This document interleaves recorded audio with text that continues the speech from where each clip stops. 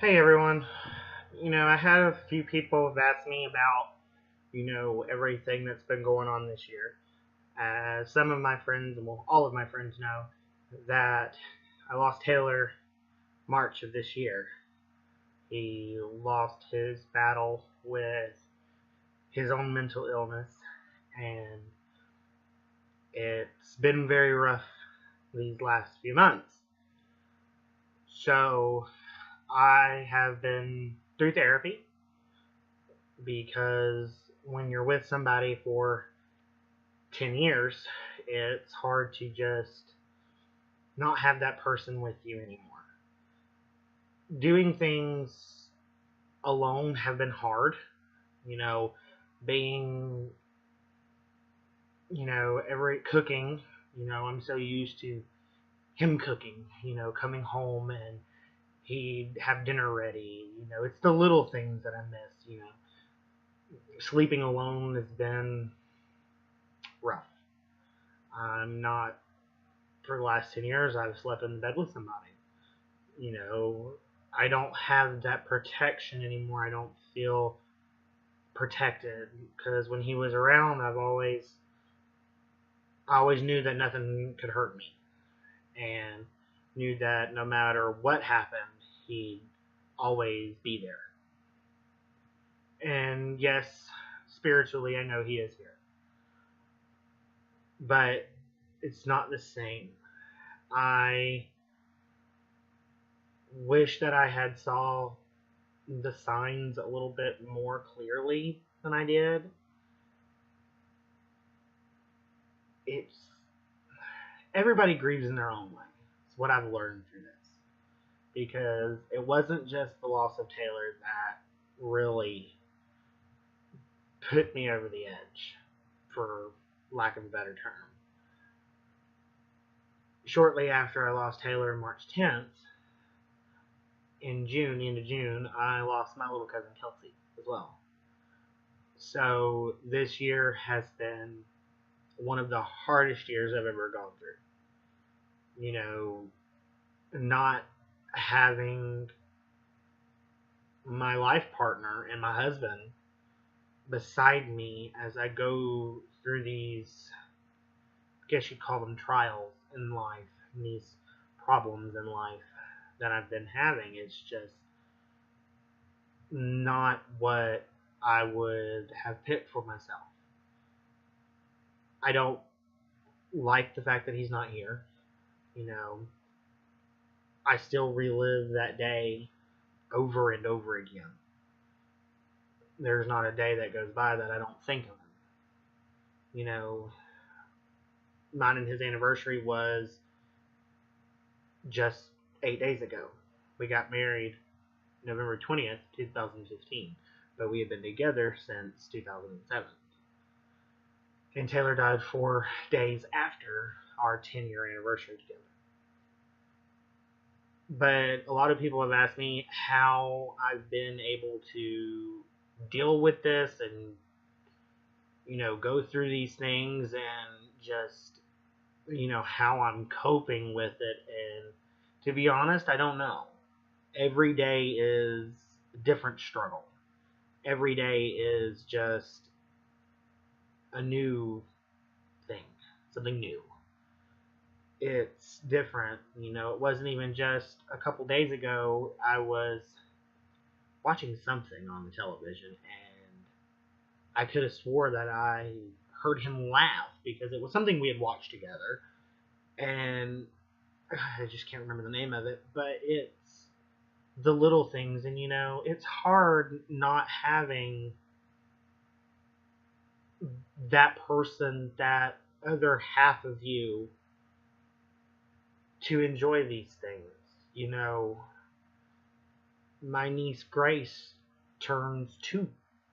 Well, she turned 2 in September, and Ashlyn turned 14, and Addie just turned 2 as well. There are so many things that he's not here for that he's supposed to be. It's difficult to maintain a level of I want to say, I guess the word is sobriety, and no, sobriety is a bad word.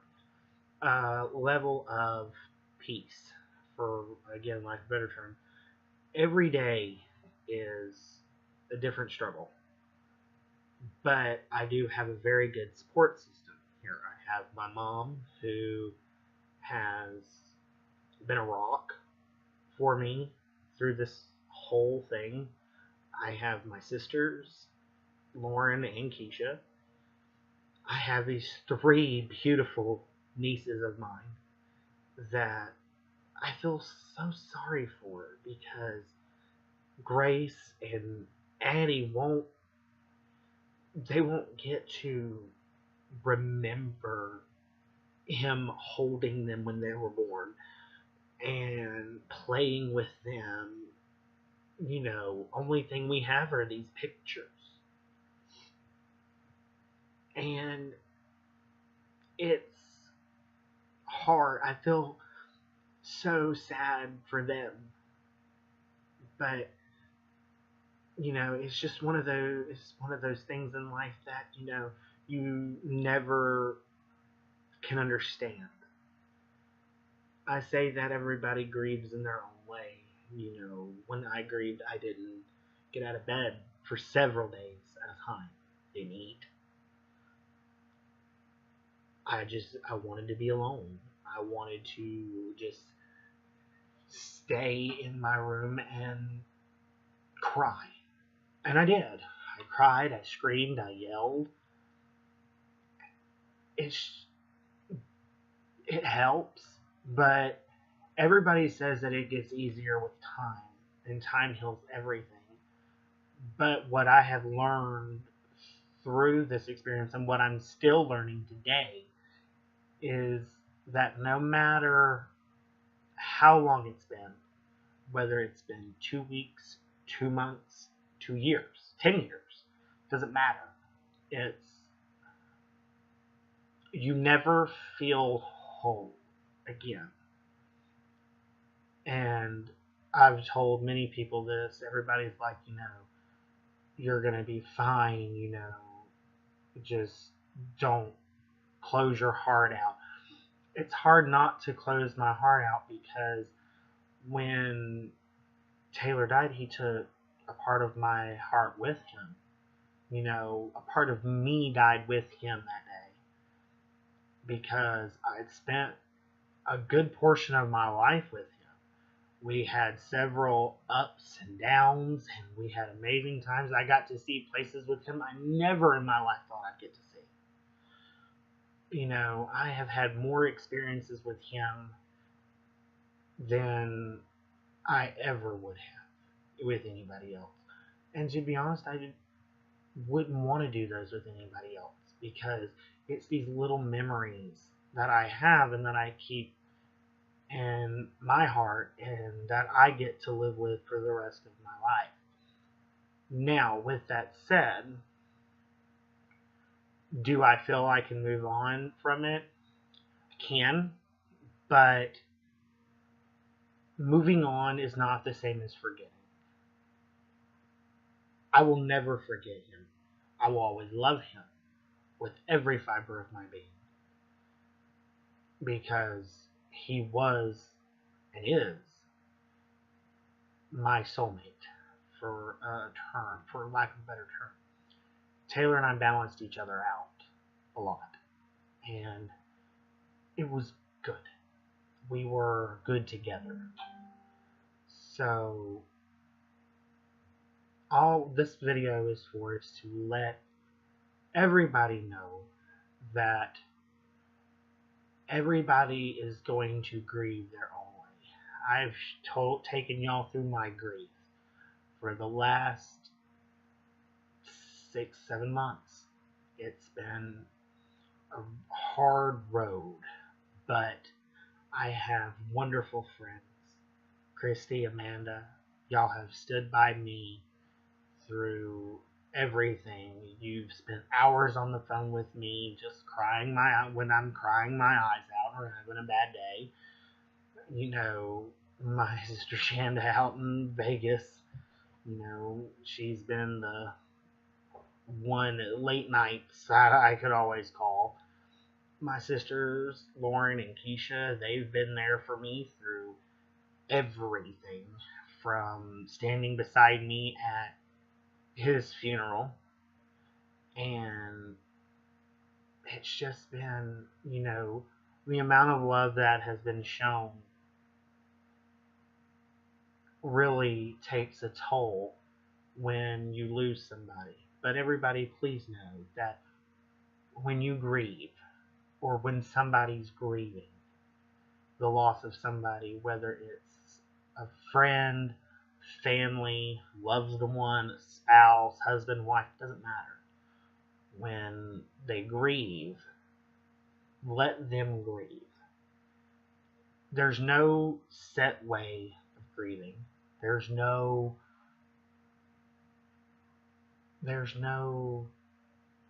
time frame.